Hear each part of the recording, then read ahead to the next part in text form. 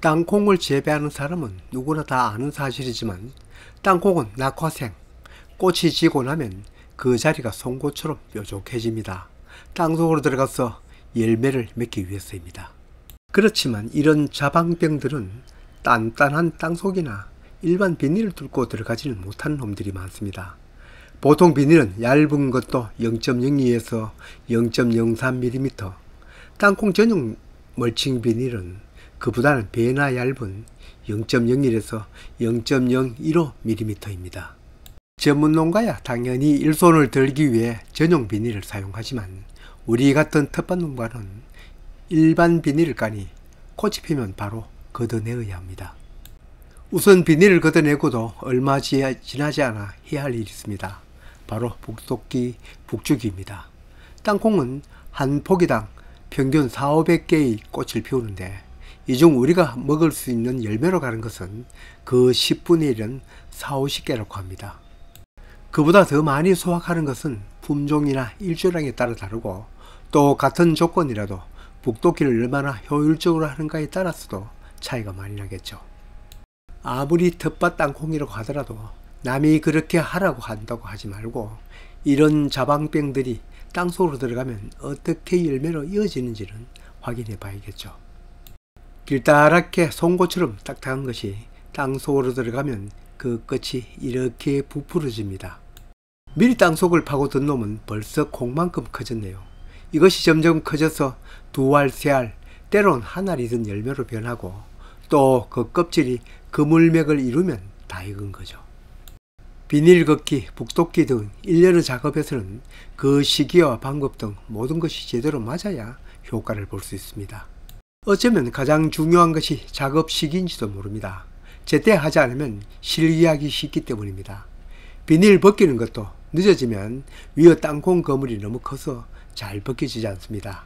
일일이 째서 걷어낼 수도 있습니다. 북독기도 마찬가지입니다.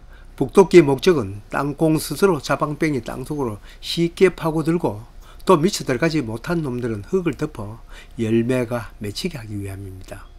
땅콩 꽃은 일시에 피지 않습니다. 꽃 한 개라도 다 피고 난 다음에 북독기를 하면 늦습니다.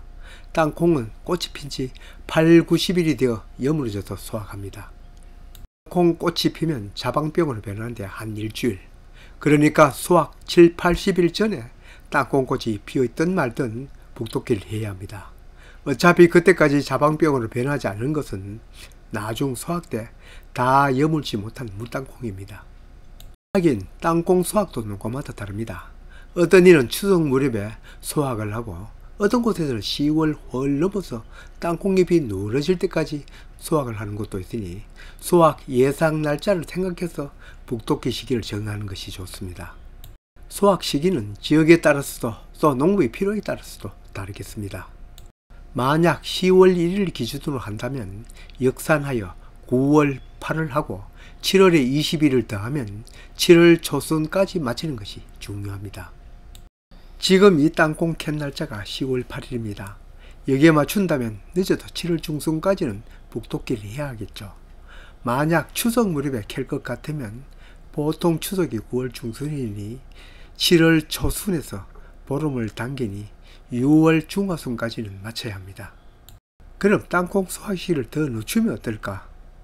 하긴 땅콩잎이 더 노래질 때까지 두면 잎에 있던 양분이 열매로 옮겨가니 땅콩은 더 충실하겠지만 열매에 달린 끈이 떨어져서 마치 고구마 캐듯 해야 할 겁니다. 북을 주는 방법은 농가마다 똑같지는 않습니다. 북 주는 사람의 의도도 있고 심은 상황이 모두 다르기 때문입니다. 예전에는 사람이 끄는 쟁기를 이용하여 땅콩 하단이 묻히도록 하였습니다. 땅콩 꽃도 하단에 피고 자방도 땅을 향해 있기 때문에 가장 손쉬운 방법입니다. 하단에 생긴 자방병이 바깥에도 있고 가운데도 있습니다. 이런 자방병이 땅에 잘 닿이고 흙에 잘 묻히려면 여기처럼 가지를 양쪽으로 벌리고 정수리에 흙을 떠붓는 방법입니다. 이렇게 해놓으면 가운데 있는 자방병은 떠부은 흙에 묻히고 양쪽 가에 있는 자방병은 땅에 닿이게 됩니다. 땅에 닿여 파고들 자방병도 더 쉽게 파고들도록 가끔 관수하는 것도 도움이 됩니다.